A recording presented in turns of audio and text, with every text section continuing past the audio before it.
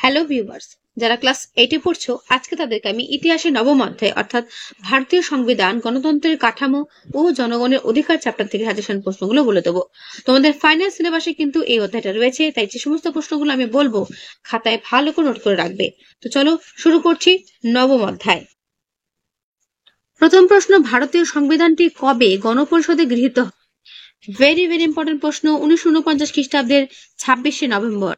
তারপরের প্রশ্ন, সংবিধান বলতে কি বোঝায়? দেখে না উত্তর। কতগুলো আইনের সমষ্টিকে বলা হয় সংবিধান? সংবিধান সভার কাজ কি ছিল? ভারতের জন্য সংবিধান রচনা করা। কে ভারতীয় গণপরিষদের স্থায়ী সভাপতি নির্বাচিত হন? উত্তর, ডক্টর রাজেন্দ্র প্রসাদ। কোন দিনটিতে ভারতের সাধারণতন্ত্র দিবস পালিত হয়? উত্তর, 1950 খ্রিস্টাব্দের 26শে জানুয়ারি। পৃথিবীর বৃহত্তম সংবিধান কোনটি? উত্তর দেখে নাও, ভারতীয় সংবিধান। কাকে সংবিধানের বিবেক বলা হয়? প্রস্তাবনাকে। বিবেক আত্মা দুটোই বলা হয় প্রস্তাবনাকে। ঠিক আছে। ভারত কোন ধরনের অর্থনীতির দেশ? ইম্পর্টেন্ট প্রশ্ন। উত্তর, মিশ্র অর্থনীতি। ভারতীয় সংবিধানে গণতন্ত্র বলতে কি বোঝানো হয়েছে? প্রাপ্তবয়স্কের ভোটাধিকার।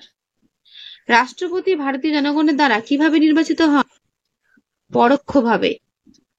রাষ্ট্রপতি কত বছরের জন্য নির্বাচিত হন? 5 বছরের জন্য। রাষ্ট্রপতি হতে গেলে কমপক্ষে কত বছর বয়স্ক হতে হবে? উত্তর, 35 বছর। ভারতে কেন্দ্রীয় আইনসভা কি নামে পরিচিত? সংসদ বা পার্লামেন্ট। আমি যে সমস্ত প্রশ্নগুলো বলছি এগুলো ভালো করে দেখে রাখবে, পরীক্ষাতে এর মধ্যে কমন পেয়ে যাবে। উপরাষ্ট্রপতির কার্যকালের মেয়াদ কত বছর এবং এই উপরাষ্ট্রপতি হতে গেলে কমপক্ষে কত বছর বয়স্ক হতে হবে? ইম্পর্টেন্ট প্রশ্ন। উত্তর হচ্ছে 35 বছর এবং এদের কার্যকালের মেয়াদ হচ্ছে 5 বছর। মনে রাখবে। রাজ্যসভার সদস্যরা কত বছরের জন্য নির্বাচিত হন? উত্তর, 6 বছর। ভারতীয় সংসদের নিম্নকক্ষের নাম কি? উত্তর, লোকসভা। লোকসভার সদস্যরা কত বছরের জন্য নির্বাচিত হন? উত্তর দেখে নাও, 5 বছরের জন্য। এবং এই লোকসভার সদস্য হতে গেলে একজন প্রার্থীকে কমপক্ষে কত বছর হতে হবে? কমপক্ষে 25 বছর হতে হবে। মনে রাখবে, লোকসভার ক্ষেত্রে 25 বছর লাগে। স্পিকারের অবর্তমানে কে লোকসভার কাজ পরিচালনা করেন? উত্তর দেখে নাও, ডেপুটি স্পিকার। ঠিক আছে। তাহলে স্পিকারের অবর্তমানে কে কাজ করবে? Deputy speaker. রাজ্যপাল। তারপর রাজ্যপালকে কে নিয়োগ করেন? দেখে না উত্তর, রাষ্ট্রপতি। রাজ্যপালকে নিয়োগ করে কে?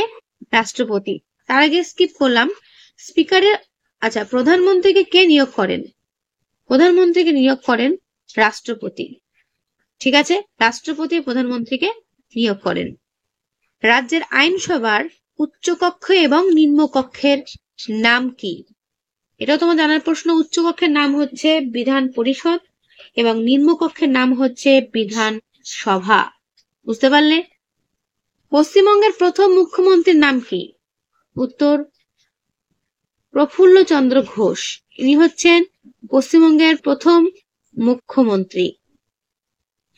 জেলা পরিষদের কার্যকাল কত বছর? উত্তর, 5 বছর। পৌরসভার সদস্যদের কি বলা হয়? দেখে না উত্তর, বলা হয় কাউন্সিলর। পুনা চুক্তি কাদের মধ্যে হয়েছিল? পুনা চুক্তি। দেখে না উত্তর, মহাত্মা গান্ধী ও বি.আর. আম্বেদকরের মধ্যে। হাইলাইট করে প্রশ্নগুলো ভালো করে করবে। সাঁওতাল জনগণের লিপির নাম কি? উত্তর দেখে নাও, সাঁওতাল জনলিপির নাম অল চিকি। ওকে। ভারতীয় সংবিধান নাগরিকদের মোট কয়টি মৌলিক অধিকারের কথা বলা হয়েছে? ইম্পর্টেন্ট প্রশ্ন। উত্তর দেখে নাও, 6টি। ফ্লাউড কমিশন কবে গঠিত হয়? ফ্লাউড কমিশন উত্তর, 1937 খ্রিস্টাব্দে। কত খ্রিস্টাব্দে ফ্লাউড কমিশন রিপোর্ট প্রকাশিত হয়? উত্তর দেখে নাও, 1940 খ্রিস্টাব্দে। কোথায় প্রথম তেভাগা আন্দোলনের সূচনা হয়েছিল? উত্তর দেখে নাও, দিনাজপুর জেলার রামচন্দ্রপুর গ্রামে। ওকে। তারপরে প্রশ্ন, তেভাগা আন্দোলনে গ্রামবাসীর কত শতাংশ বর্গাদার ছিল? উত্তর দেখে নাও, 60%। ঠিক আছে, তারপরে প্রশ্ন, আধি নয় তেভাগা চাই, এটি কোন আন্দোলনের স্লোগান? উত্তর দেখে নাও, তেভাগা আন্দোলনের স্লোগান। তেভাগা আন্দোলনের একজন নেতার নাম করো। ইম্পর্টেন্ট প্রশ্ন, উত্তর চারু মজুমদার। ঠিক আছে, কত খ্রিস্টাব্দে তেলেঙ্গানা কৃষক আন্দোলনের সূচনা হয়েছিল? এই সালগুলো ভালো করে দেখবে, 1946 খ্রিস্টাব্দে। বেট্টি প্রথা কি? ইম্পর্টেন্ট প্রশ্ন, বেট্টি প্রথা দেখে নাও।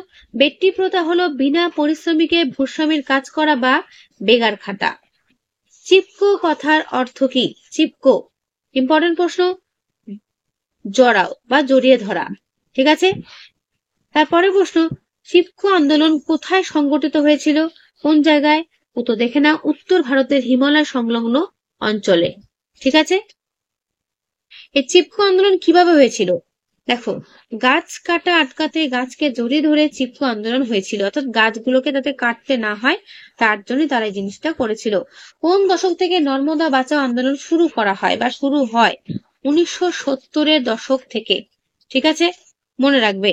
তারপর, পশ্চিমঘাট পর্বতের ঘন অরণ্যকে রক্ষা করতে কোন আন্দোলন হয়েছিল? উত্তর দেখে নাও, আপিক্য আন্দোলন। প্রত্যেকটা প্রশ্নের উত্তর তোমাদের আমি দেখিয়ে দিচ্ছি, তাই কেউ কিন্তু ভিডিওটা স্কিপ করো না, এখানেই প্রশ্ন এখানেই উত্তর তোমরা কিন্তু পেয়ে যাবে। আপিক্য আন্দোলন কেন হয়েছিল? দেখো, কর্ণাটকের পশ্চিমঘাট পর্বতমালার অরণ্য অঞ্চল সংরক্ষণকে কেন্দ্র করে আপিক্য আন্দোলন হয়েছিল। দেখো, তোমরা যারা এখনো পর্যন্ত ইতিহাস নিয়ে কোনোভাবে সিরিয়াস হওনি, তারা শুধুমাত্র আমার এই ভিডিওটা শুনলেই তোমাদের কিন্তু পড়াটা তৈরি হয়ে যাবে।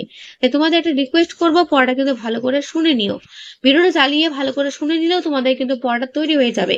আর ফাইনালে তোমাদের কিন্তু এই অধ্যায়টা রয়েছে, তাই কেউ কিন্তু প্রশ্নগুলো স্কিপ করো না। আর যদি তোমাদের বলি, তোমাদের ফাইনাল এক্সাম তোমরা প্রথমেই জানো 70-এর মধ্যে হবে, সুতরাং বুঝতেই পারছো কিরকম প্রশ্ন তোমাদের থাকবে।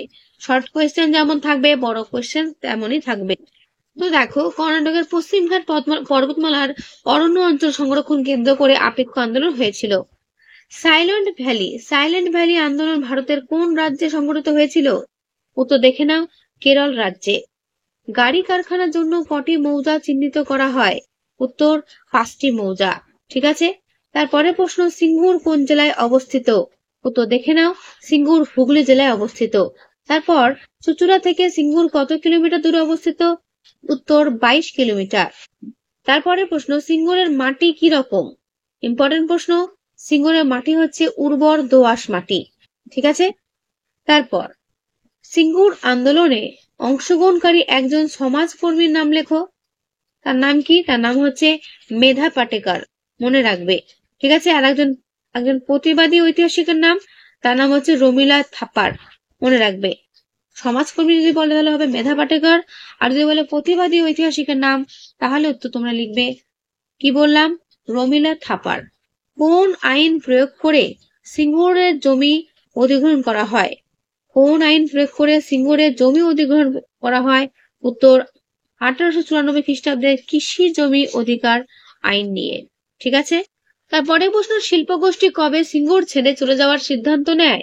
উত্তর 2008 খ্রিস্টাব্দের 3রা অক্টোবর অথবা অক্টোবর মাসের 3 তারিখে। ঠিক আছে, ভারতের সর্বোচ্চ আদালতের নাম কি তোমরা জানো? উত্তর হচ্ছে সুপ্রিম কোর্ট। এবং মমতা বন্দ্যোপাধ্যায় কবে প্রথম মুখ্যমন্ত্রী হন? এটাও কিন্তু পরীক্ষাতে দিতে পারে, উত্তর দেখে নাও, 2011 খ্রিস্টাব্দে তিনি প্রথম মুখ্যমন্ত্রী হন। সুপ্রিম কোর্ট পশ্চিমবঙ্গ সরকারকে সিঙ্গুরের অধিগৃহীত জমি কতদিনের মধ্যে কৃষকদের হাতে ফিরিয়ে দেওয়ার নির্দেশ দেয়? উত্তর দেখে নাও, 3 মাস বা 12 সপ্তাহ। ইম্পর্টেন্ট প্রশ্ন, কৃষি জমিতে বিশ্বে মডেল হবে সিঙ্গুর, একথা কে বলেছিলেন পশ্চিমবঙ্গের মাননীয় মুখ্যমন্ত্রী মমতা বন্দ্যোপাধ্যায়। স্বাধীন ভারতের সংবিধানের মূল রূপকার কে ছিলেন? তোমরা প্রত্যেকেই জানো, BR আম্বেদকর। গণপরিষদ কবে গঠিত হয়? 1950 খ্রিস্টাব্দে 26শে জানুয়ারি থেকে ভারতকে ঘোষণা করা হয় কি? ভারত কিন্তু সাধারণ তান্ত্রিক দেশ। ঠিক আছে, যেগুলো তোমাদের দেখাচ্ছে যেগুলো ভালো করে কিন্তু করবে। ভারতীয় শাসন ব্যবস্থার শীর্ষে রয়েছেন কে? রাজ্যসভায় রাষ্ট্রপতি নিয়োগ করতে পারেন কে, মানে কতজনকে? ঠিক আছে। স্বাধীন ভারতের প্রথম উপরাষ্ট্রপতি কে ছিলেন? করবে। স্বাধীন ভারতের প্রথম প্রধানমন্ত্রীর নাম কি? করবে। প্রত্যেকটা প্রশ্নের উত্তর তোমার দেখিয়ে দিলাম, তাই ভালো করে এগুলো দেখবে। সিঙ্গুর আন্দোলনে নারীদের অংশগ্রহণ ব্যাপক কেন? ঠিক আছে, নারীদের অংশগ্রহণের কারণটা কি ছিল? উত্তরগুলো একটু বড় হলেও তোমাদের পুরোটা আমি দেখাবো, তাই কেউ কিন্তু ভিডিওটা স্কিপ করো না, এই পর্যন্তের উত্তর শেষ হোক। চিপকো আন্দোলন কি? করবে। নর্মদা বাঁচাও আন্দোলন কি? এর পুরো উত্তর এই পর্যন্ত শেষ হলো। আপিক্ষু আন্দোলন কি? এই আন্দোলনগুলো কিন্তু ভালো করে দেখবে, টিকার জন্য কিন্তু ইম্পর্টেন্ট রয়েছে। ঠিক আছে। সাইলেন্ট ভ্যালি আন্দোলন কি? করবে। ভারতীয় সংবিধানে নাগরিকদের কি কি মৌলিক অধিকারের কথা বলা হয়েছে এবং সেই মৌলিক অধিকারগুলো কি কি দেখবে। নির্দেশমূলক নীতি বলতে কি বোঝো? করবে। দেখে নাও পুরো উত্তর, বইটা সরিয়ে তোমাদের পুরো উত্তর আমি দেখিয়ে দিলাম। মহাত্মা গান্ধী দলিতদের অধিকার প্রতিষ্ঠার জন্য কি কি উদ্যোগ নিয়েছিলেন? করবে। দেখে নাও ভালো করে। ডক্টর বি আর আম্বেদকর ভারতের ইতিহাস স্মরণীয় কেন? তিনি কি করেছিলেন ভারতের ইতিহাসে, ঠিক আছে, যেটা আজও স্মরণীয় হয়ে আছে, ভালো করে দেখবে এটা।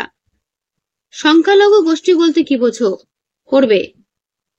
ভারতীয় সংবিধানে গণতান্ত্রিক শব্দটির তাৎপর্য কি? ভেরি ভেরি ইম্পর্টেন্ট প্রশ্ন, দেখে নিলে। ভারতীয় সংবিধানের প্রস্তাবনা বা প্রস্তাবনাকে সংবিধানের আত্মা বা সংবিধানের বিবেক কেন বলা হয়? ভেরি ভেরি ইম্পর্টেন্ট প্রশ্ন, তার পুরো উত্তর তোমাদের ঠিক এই পর্যন্ত শেষ হলো। ভারতকে ধর্মনিরপেক্ষ রাষ্ট্র বলা হয়েছে কেন? দেখে না ভালো করে, বইটি সরিয়ে তোমাদের দেখিয়ে দিলাম। ভারতকে সার্বভৌম গণতান্ত্রিক প্রজাতন্ত্র বলা হয় কেন? দেখে নাও, ভালো করে দেখে নাও। স্বাধীনতা প্রাপ্তির সময় ভারতের সংবিধান রচনার তাগিদ দেখা দিয়েছিল কেন? করবে। দেখে নাও পুরো উত্তর, এর উত্তর তোমাদের ঠিক এই পর্যন্ত শেষ হলো। সংবিধান কাকে বলে? 1950 খ্রিস্টাব্দ 26 জানুয়ারি গুরুত্বপূর্ণ কেন? যে সমস্ত প্রশ্ন তোমাদের আমি দিলাম, ভরসা রেখে প্রশ্নগুলো জাস্ট পড়ে যাও, দেখবে পরীক্ষার হলে সব কমন পেয়ে যাচ্ছ। আর একটা কথাই বলবো, বড় প্রশ্ন দেখলে ঘাবড়ে যাবে না। একটা গল্প তখন তোমরা পড়ো, যখন তোমরা গল্পের বই ধরো বা পড়ো, সেটা কি কখনো ছোট হয়? অন্তত 2 থেকে 3 পাতা তো হয়। তো সেই গল্প তোমরা একবার পড়ে যদি মুখস্থ করে ফেলতে পারো পুরো ব্যাপারটা, তাহলে এইটুকুনি কোয়েশ্চেন আনসার পড়তে পারবে না। জাস্ট গল্পের মতো পড়ে যাও, গল্পের মতো মনে রেখে দাও, তাহলেই হবে। তো অবশ্যই জাতীয় উপজাতীয় অন্যান্য অনগ্রসর নাগরিকদের উন্নয়নে সংবিধান কিভাবে ভূমিকাটা পালন করেছে, ঠিক আছে, এদের ক্ষেত্রে কি ভূমিকা পালন করেছে, পয়েন্ট ধরে ধরে তোমরা কিন্তু লিখবে। এর পুরো উত্তর এই পর্যন্ত শেষ। ভারতকে সার্বভৌম সমাজতান্ত্রিক ধর্মনিরপেক্ষ গণতান্ত্রিক সাধারণতন্ত্র বলা হয় কেন? ভেরি ভেরি ইম্পর্টেন্ট প্রশ্ন, 5 নম্বর জন্য কিন্তু এটা ভালো করে তোমরা দেখবে। ঠিক আছে, এই পর্যন্ত উত্তর শেষ হলো। ভারতের কেন্দ্রীয় আইনসভায় গঠনতন্ত্র লেখ অথবা উচ্চকক্ষ নিম্নকক্ষের নাম কি? ভারতীয় সংসদের গঠন কিরকম? ইম্পর্টেন্ট প্রশ্ন, দেখে নাও পুরো উত্তর। এগুলোর উত্তর কিন্তু 5 নম্বরের, তাই ভালো করে কিন্তু এগুলো পড়বে, পড়ে সঠিক ইনফরমেশন গুলো পরীক্ষা হলে লিখে দিলেই তাহলেই কিন্তু হবে। ঠিক আছে, তো এর পুরো উত্তর তোমাদের কিন্তু এই পর্যন্ত শেষ হলো। তো তোমাদের নবম অধ্যায়, যেটা ভারতীয় সংবিধান, এই নবম অধ্যায় থেকে এই হলো সাজেশন প্রশ্ন, এগুলো ভালো করে করো, পরীক্ষাতে দেখবে এর মধ্যে কমেন্ট পেয়ে যাচ্ছ। ওকে, তাহলে কেমন লাগলো ভিডিওটা? ভালো লাগলে লাইক করো, অবশ্যই কাছে অবশ্যই বন্ধুদের কাছে শেয়ার করে দিও, যত পারো বন্ধুদের কাছে শেয়ার করে দিও। ওকে, তাহলে আজকে এই ভিডিও আমি এখানে শেষ করছি, দেখা হবে নেক্সট ভিডিওতে। ভালো থেকো সবাই।